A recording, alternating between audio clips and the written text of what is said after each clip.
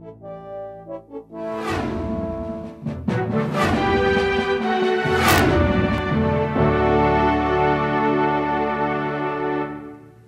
começando a Assembleia na TV Debate. Esse programa está sendo levado ao ar pela TV Universitária, canal 11, e no sistema UHF pela TV Nova, canal 22, e TV Pernambuco, canal 46. Essas emissoras levam nossa programação para o interior do estado. Vamos conversar hoje com o professor da Universidade Federal de Pernambuco e cientista político, André Regis. Hoje ele comanda o Instituto Teotônio Vilela, que é um instituto ligado ao PSDB e que vem desenvolvendo atividades acadêmicas para exatamente dar suporte nessa área de ciência política. E nada como conversar com um especialista sobre o tema deste ano, um tema talvez mais importante do que Copa do Mundo, que é exatamente eleição presidencial, além das eleições para o governo do estado.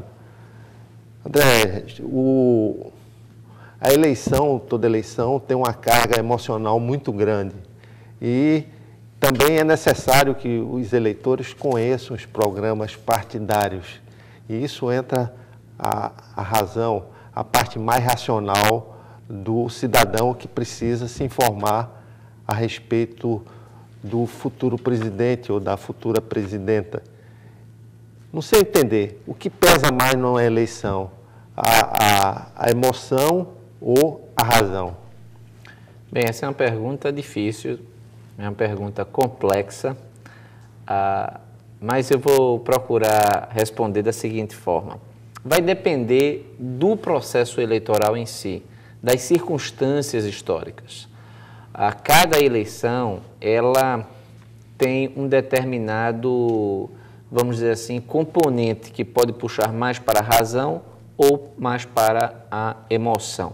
Por exemplo, a eleição de Fernando Henrique Cardoso, a primeira delas, a de 1994, teve um componente muito forte que foi o Plano Real. Mas aí então, havia também uma carga de racionalidade muito grande, porque foi combatida a inflação e foi estabilizada a economia. Foi racional, eu estou dizendo que essa foi um exemplo de uma eleição bem racional.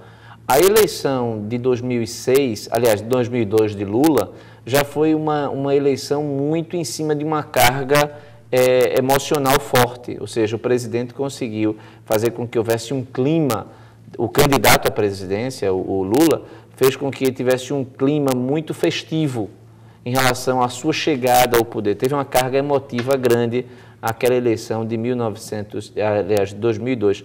Inclusive, as próprias peças da sua campanha, as peças com músicas de Chico Buarque, que eram peças que ressaltavam bem esse lado emotivo. Então, mas eu acredito que quanto mais o processo democrático ele se aprofunda, maior o espaço da razão contra a emoção. Quanto mais a população ela passa a compreender o que é política, ela se habilita como cidadão, menos espaço para a emoção e mais espaço para a razão. Eu não quero dizer com isso que não vai haver um determinado momento que mesmo numa democracia o elemento emocional seja mais forte, seja mais preponderante, porque os dois coexistem.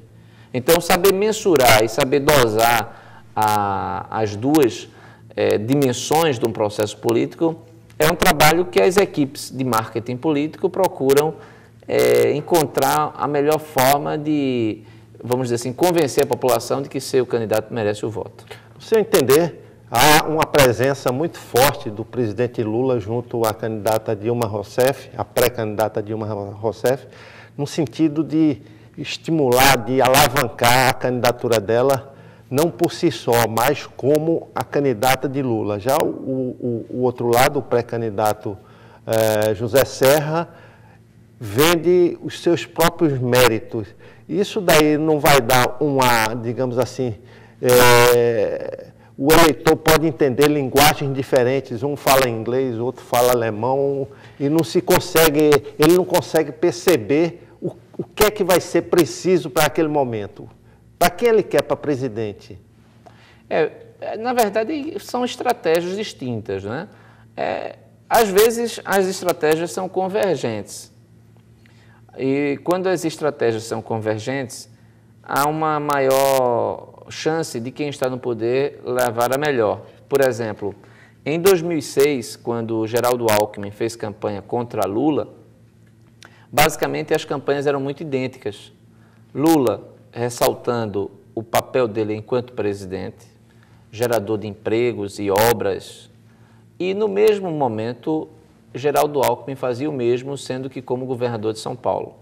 Então, o discurso era um discurso muito próximo, levou vantagem o presidente. Nessa eleição, você vai ter um momento que é de diferença, do ponto de vista da estratégia.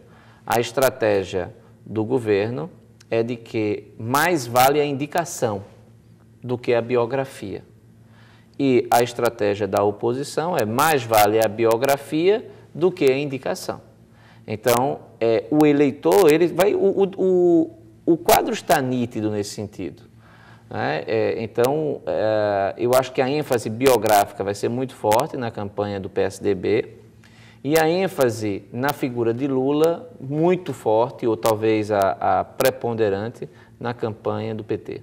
Então, aí as duas chapas terão que fazer os seus ajustes para exatamente cortar o discurso adversário, né? Por exemplo, da mesma forma em que o pré-candidato José Serra vai enfatizar que quem disputa com ele é Dilma Rousseff, o lado do Lula vai colocar uma avaliação dos governos anteriores de Fernando Henrique como uma forma comparativa. Isso vai gerar pode gerar uma confusão na cabeça do eleitor? Mas não, eu acho que não, acho que faz parte, ou seja, a disputa, na verdade, já está acontecendo. Essa questão de comparação de governos, isso já vem sendo feito e o debate está sendo aberto. Né? Então, os dois partidos que estão disputando a presidência reclamam para si maiores méritos nesse sentido. Agora, o debate é anacrônico. Você não pode fazer a discussão em relação a dois pleitos anteriores, né, 94 e 98, quando Fernando Henrique Cardoso ganhou de Lula nos dois pleitos no primeiro turno. Essa é uma discussão que é superada. Acho que a questão hoje é se discutir quem vai ser o próximo presidente. Agora, as estratégias, isso é interessante. O jogo, ele começa assim, mas a gente não sabe como ele vai se desenrolar. Porque quando alguém coloca uma determinada, vamos dizer assim, um determinado item na corrida presidencial, isso pode resultar num ganho ou numa perda. Começar errado